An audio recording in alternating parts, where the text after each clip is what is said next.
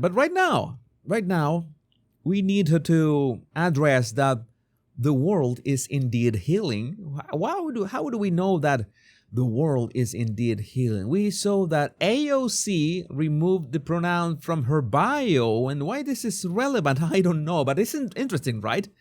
Alexandria Ocasio-Cortez removed the she, her from her bio. That is interesting. Something is definitely happening. And Bennett's phylactery says, asking Trump guys for podcast Rex. I hope that AOC is watching my show. Hello, AOC. Hey, not a fan, but glad you're here. Either way. Suddenly, Nuance takes on consent. She's definitely pregnant. And we have this clip that you need to watch. Because no is not a final answer. We need to have the mentality that no means find another way. No means try again. No means look somewhere else. No does not mean stop trying. Okay, we could clip this out of context in so many ways that I cannot count. To be fair, I don't know what was she talking about. But if she's talking about the consent that that we are thinking about, it would be a big trouble. But at the same time, if she's talking about, when you find these challenges in life, these obstacles, and you try to find another way, nice. But when you listen to her words, because no is not a final answer. It's not a final answer. Somebody answered no. You made a request and somebody said no. That is all right. That sounds like that sounds like a problem these days with consent. Are we going back to the 80s? Are we going back to the 80s? We need to have the mentality that no means find another way. Okay, let's do something. Let's do something very, very funny. Let's do something very funny. We're going to review AOC's words again, but you are going to imagine that instead of AOC, it is Andrew Tate, the one saying these words. Let's use our imagination. I know that you have a great imagination. I'm sure about that. And we're going to review these words and imagine that it's Andrew Tate, the one saying them. Let's see how it goes. Because no is not a final answer. We need to have the mentality that no means find another way. Okay, that would be pretty much Andrew Tate. His usual arguments. That's pretty much spot on. No means try again. No means look somewhere else. No does not mean stop trying. Yeah. Many men are going to get in trouble listening to AOC. Oh God! Are you baiting people? Are you baiting people?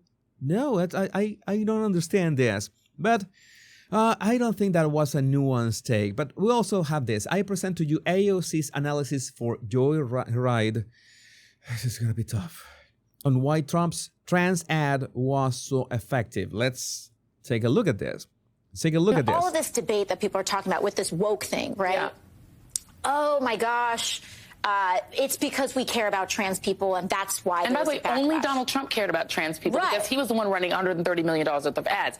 The Harris campaign said nothing about this issue.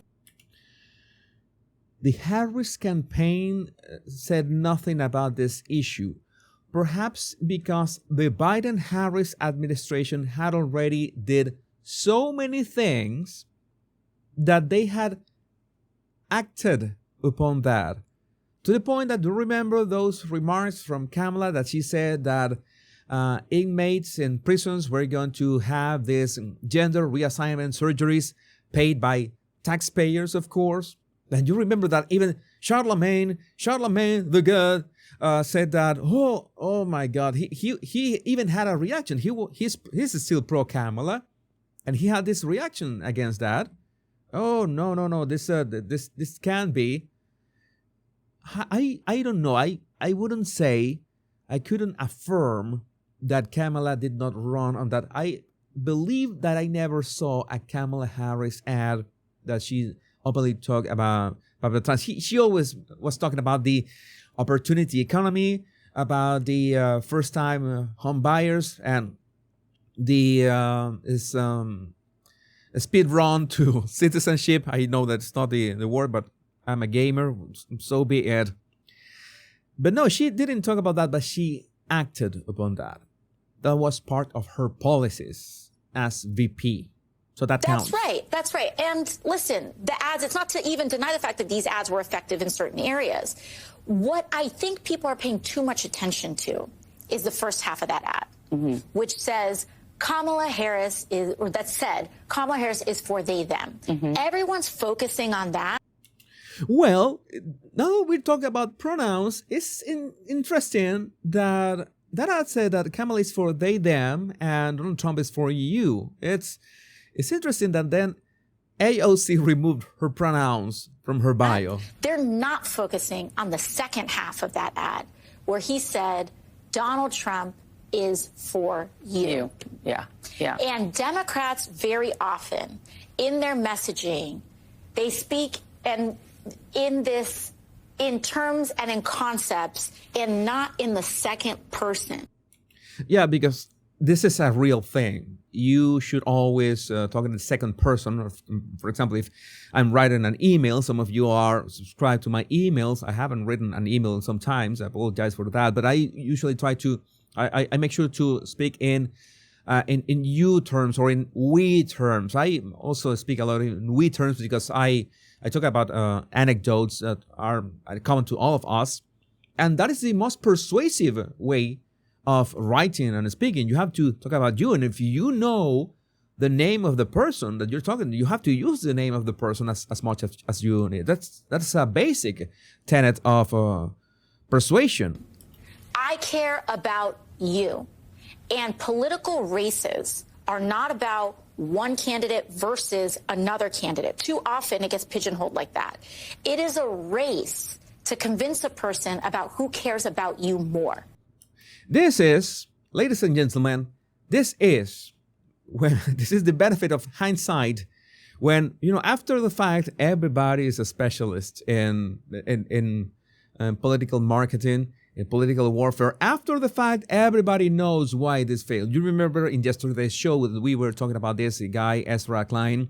Ezra Klein also had a postmortem. Everybody has their own take about the postmortem. Nobody... Did you raise these concerns while the campaign was ongoing? And I'm going to give you the answer.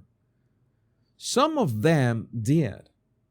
Some of them raised their concerns. I'm not going to say AOC, but some YouTubers. I was doing some research. I noticed that some liberal YouTubers and some people on X as well raised concerns about the errors throughout during the Kamala Harris campaign. I did not say anything because, well, when your enemy or opponent is making a mistake, you don't interrupt them.